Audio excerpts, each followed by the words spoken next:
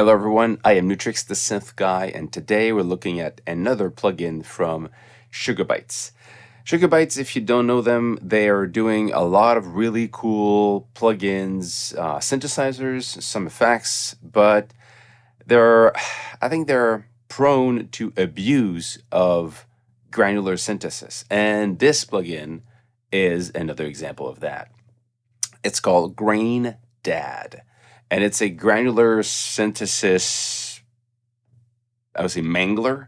It does things to sound that only granular can do. Let's just go back on what granular is so you understand and we know what we're talking about.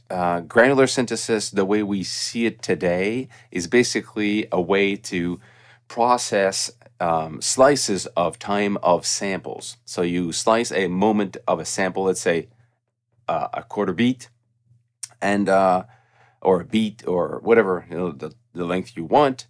And that slice is then now analyzed into grains. So grains can be big and englobe a lot of frequencies, or can be small and just have one frequency in it. And each grain would have an attack and a release. So they could be slow in, slow out, or very fast in, fast out. So it could be the transient between the grain could be very smooth or not. The amount of grain also affect, you have a lot of grain, kind of a cloud of grain, or a very little amount of grain. And then it means that the grain, you could play them back or can slow them down or have them play faster. You can have them play forward or backward. So that's where you start to have what I don't know, the general term would be elastic audio, when you can slow down the speed without affecting the pitch, or the other way around, and elastically modify these things like playback backward without changing the pitch. Stuff that you don't normally have in normal digital audio or tape cassette if you want. So that's the basic that's the basic knowledge from which we start from. Let's go and do the tour of the granular plugin called Graindad. Now, just before, there is a very deep tutorial. There's a very good and deep tutorial that Bytes has put online. So I'm not going to do a tutorial per se. I'm going to do a review and a tour just to give you ideas of what you can do with it and find if it's good for you. Let's just right away dive in.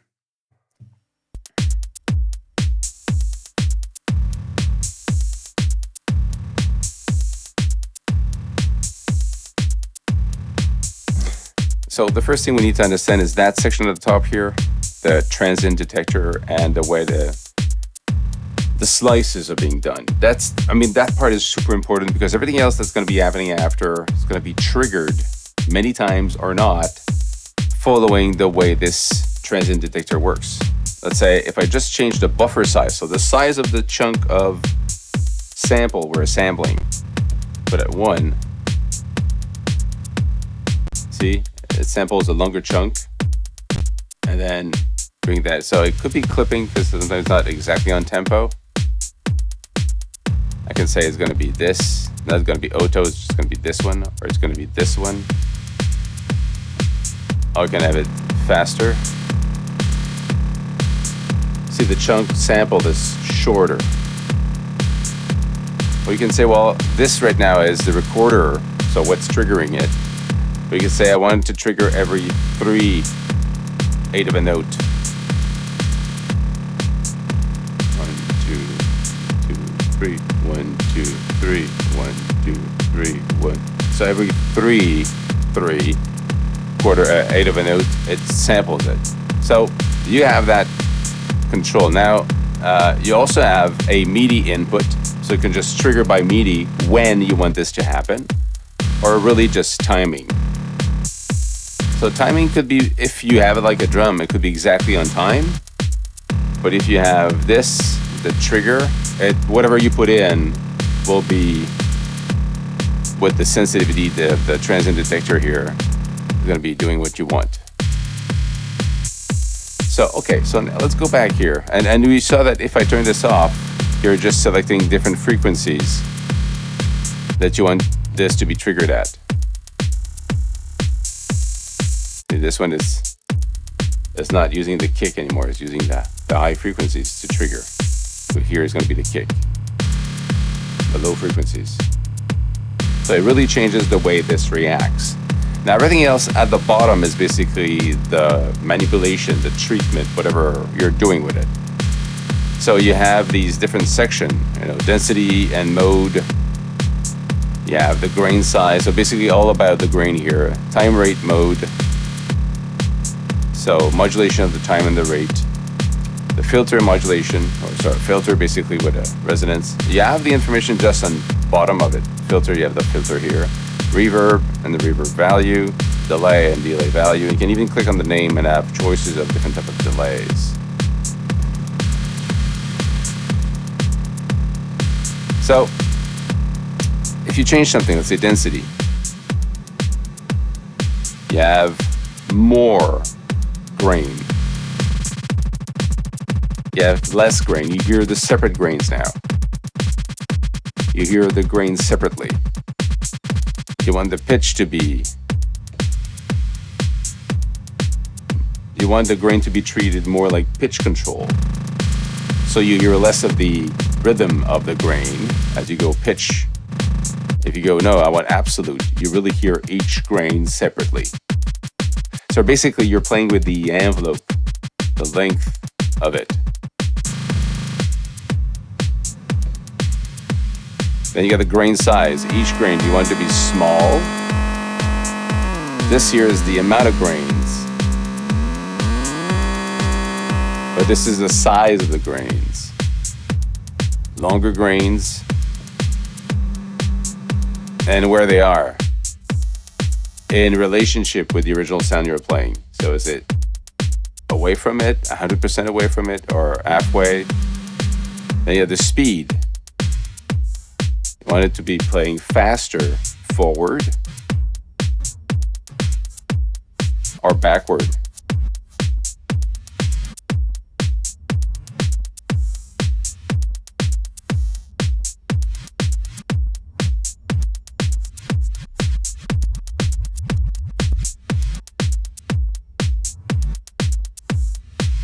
Then you have the pitch. You want that sound to be higher in pitch.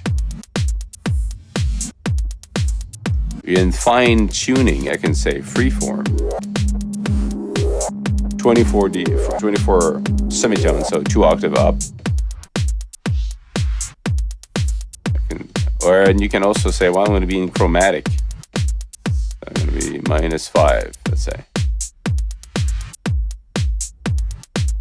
So you can play really with that. Then you get the filter. Want it to be open or closed. Actually,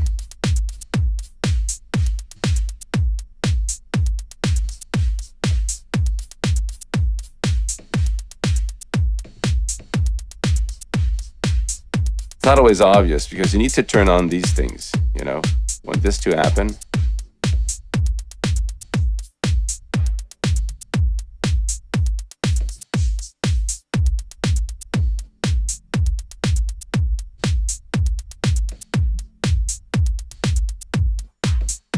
So what you're doing here, you're taking a modulation source, like in this case, let's say envelope. The envelope is here, has been triggered by the same transient here.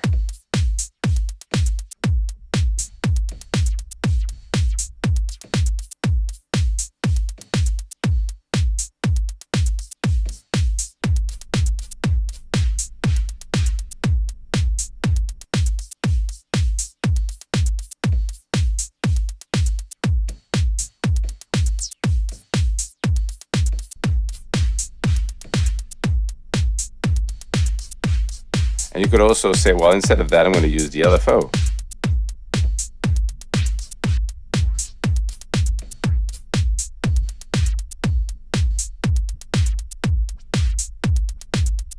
Or you can have it following a trigger, like the transient here. And I want it to be like this. So it's following the transient.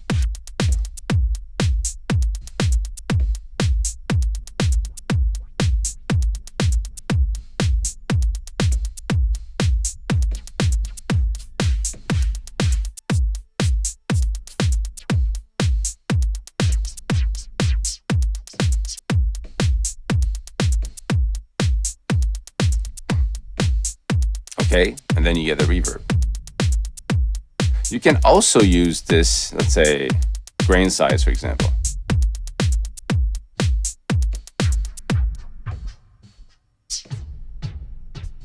Say the grain size.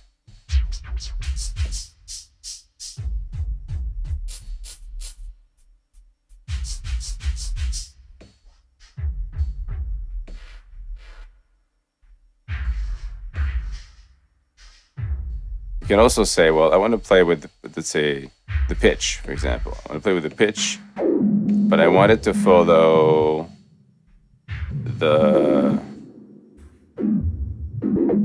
mod sequencer. So this thing here.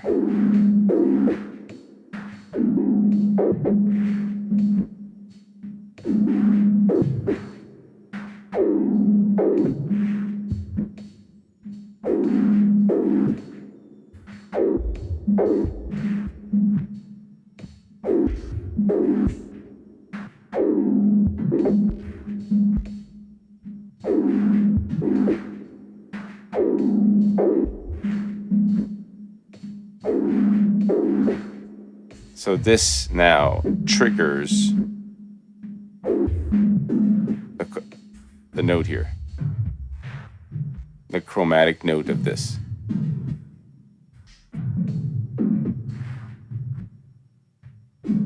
If we bring back the original.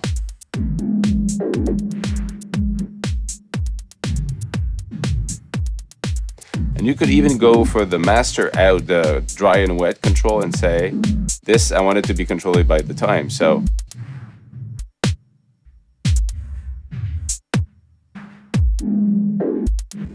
that's kind of weird, but yeah.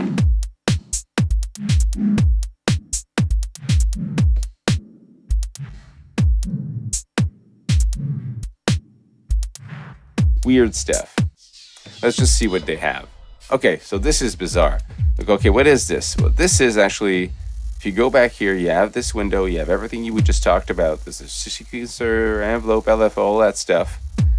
But if you click Harvester, you basically have all these knobs here, these here, and they're, all of these, they're basically, if you bring that down and bring that up, they're all these controllers, okay? But now you can just move between them to get to change globally their sound. Now you could say, well, this one I want to be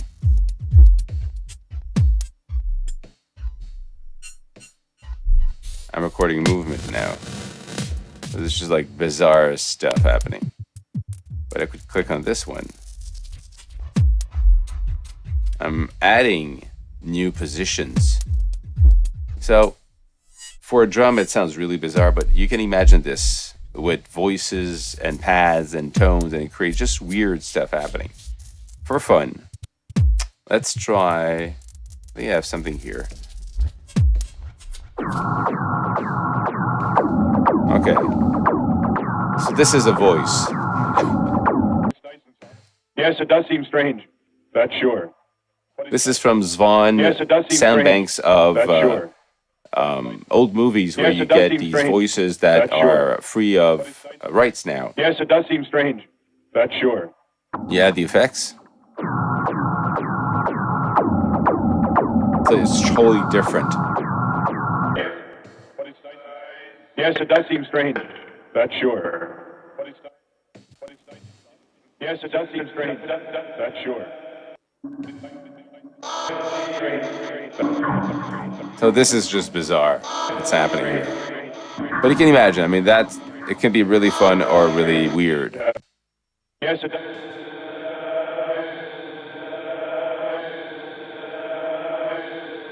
It could be exactly what I want, you know? Okay, that's what I want. This one here.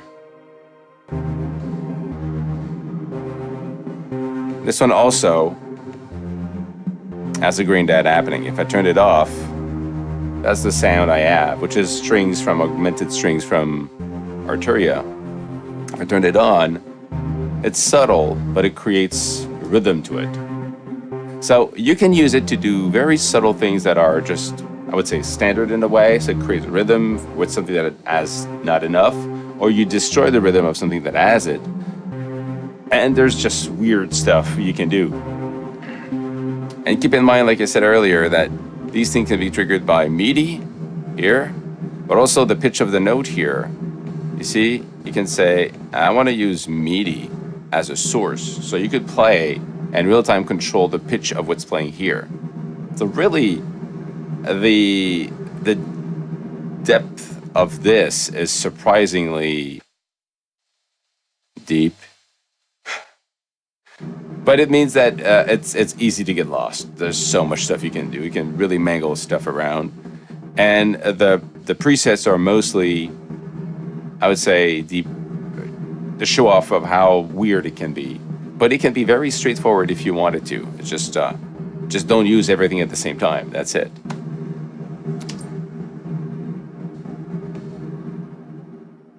In a nutshell, that's what Graindad from Bytes is. That's it. Hope it was useful, and if you find that, fun and inspiring, you know where to look for it. Stay safe, make music. See you soon. Cheers.